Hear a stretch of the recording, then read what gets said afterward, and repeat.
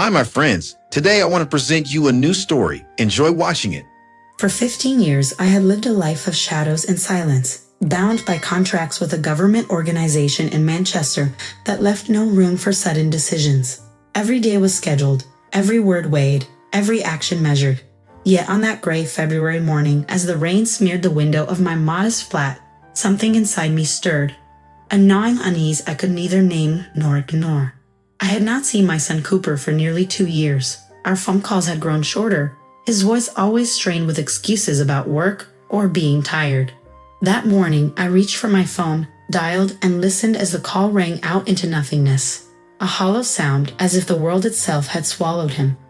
Without another thought, I booked the first flight to Miami. I packed only one suitcase, barely registering the shirts and skirts I folded into it. My colleagues would call me reckless. My supervisors would call me insubordinate. But none of that mattered. Cooper was my only child. Something was wrong. I could feel it with every beat of my heart. The transatlantic flight was a blur of turbulence and whispered prayers. I clutched the photograph I always carried of Cooper at 14, grinning with his hair plastered to his forehead after a football match in the rain. The stewardess noticed my pale face and offered me water. "First time flying alone, love?" she asked softly. "No," I replied, forcing a smile. "But it feels like the most important one." When the wheels touched down in Miami, a heavy dread pressed on my chest. The air was thick, salty, and suffocating as I hailed a taxi and gave the driver Cooper's address. I imagined him opening the door, surprised but happy, maybe tired but alive. But when the cab pulled up, the sight that greeted me shattered that fragile hope.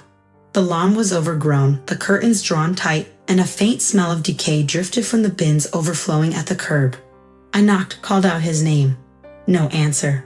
Looking for Cooper, a neighbor's voice startled me. An older man leaned on the fence, his eyes grave. "You won't find him here. He's been in the ICU for 2 weeks.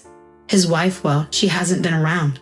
Last I heard, she was out on some yacht party." The world tilted. My knees trembled. 2 weeks, ICU, alone, and Lola, laughing on a yacht. I clutched the fence, my voice breaking. "Which hospital?" The man's eyes softened with pity. "Jackson Memorial. You better hurry." And so began the flight I never planned. Not across an ocean, but into the darkest truth of my life. The hospital loomed like a fortress, white and cold against the Miami sun. I rushed through the sliding doors, my suitcase thumping behind me, my heart louder than the rolling wheels. At the reception desk, my voice cracked. "I need to see Cooper Hayes. He's my son."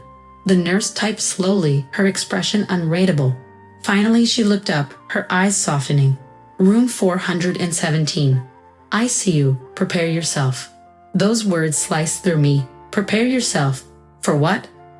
When I stepped into his room, the world narrowed to a single image. My son, pale and fragile, wires tangled around his body like cruel vines. Machines beeped steadily, measuring life in numbers. His lips were cracked, his chest rising shallowly.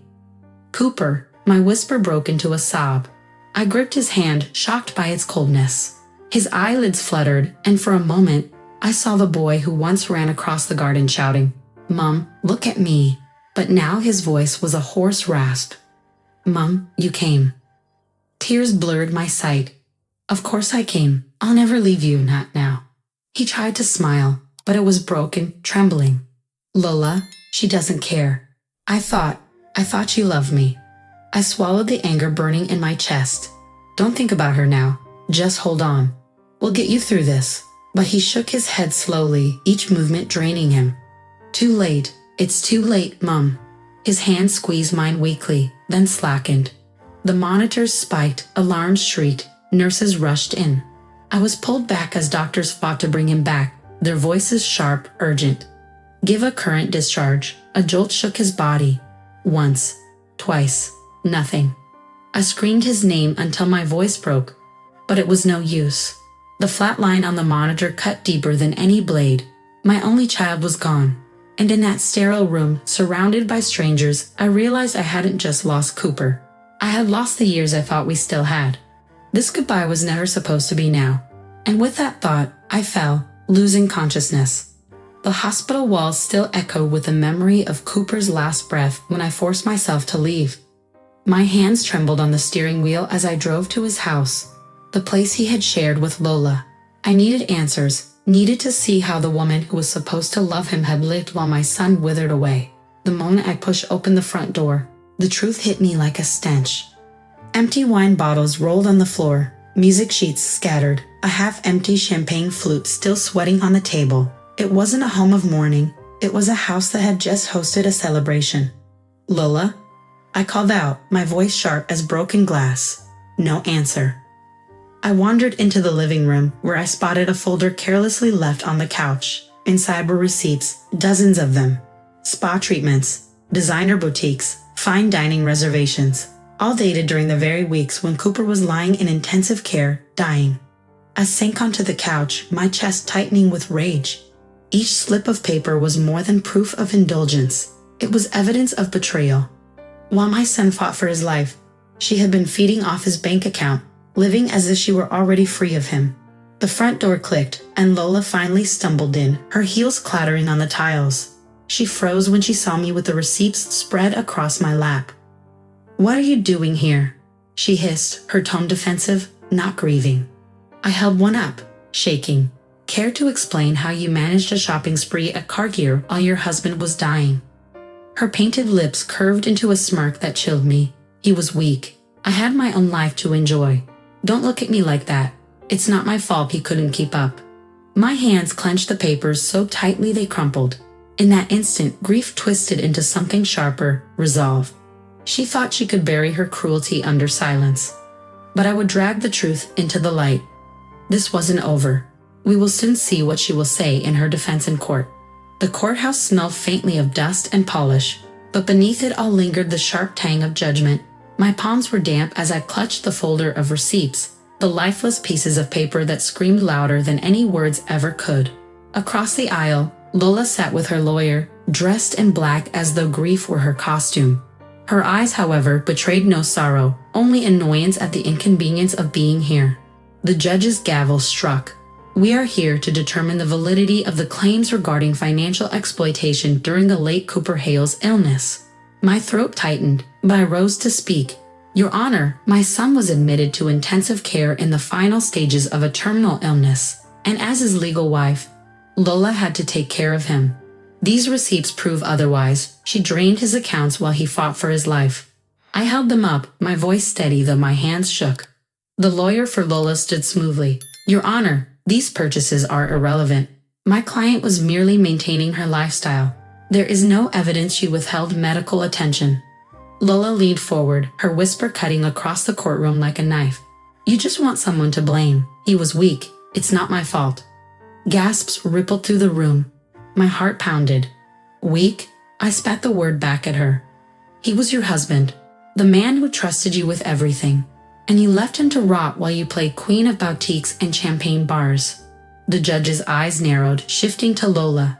"Is this true? Did you, in fact, continue excessive spending during your husband's final weeks?" Lola's lips parted, a flicker of arrogance replaced by hesitation. For the first time, her mask cracked. "This isn't about me," she snapped, but her voice faltered. I straightened, feeling the weight of the courtroom lean in my favor. The truth was no longer caged inside my grief, it was being carved into record. The trial had only begun, but Lola's empire of lies was already crumbling. The verdict was delivered swiftly. The gavel struck, sharp as thunder. The judge's voice carried through the courtroom. "Control of the estate is awarded to Abigail. Lola Matthews is hereby denied access." Lola's face drained of color as the judge declared her guilty of financial exploitation and stripped her of any claim to Cooper's estate. I exhaled a breath I didn't know I'd been holding. Justice wasn't triumph, it was responsibility. Cooper's estate was mine to protect, and with it, the memory of the son I had lost too soon. Weeks later, his name became the heart of something greater. The Cooper Foundation, built to support cancer patients who had no family to lean on. I vowed to change that. It was there that I met Kirsty, a fragile 9-year-old girl with leukemia, whose eyes carried both fear and fierce resilience. She asked me one afternoon, her voice barely above a whisper, "Do you think people like me can have a family again?" I took her small hand in mine. "Yes, Kirsty, sometimes family is found, not given." In time, I brought her into my home. The quiet rooms that once echoed with grief now rang with laughter, crayons scattered across the table, and bedtime stories told under a warm lamp's glow. Through Kirsty, I found a new kind of family. Together we kept Cooper's memory alive, not in mourning, but in love, hope, and the promise of tomorrow. Friends, what do you think of this story? Write your opinion in the comments. Would you like more stories? Don't forget to subscribe and hit the bell button so you don't miss any videos. See you tomorrow.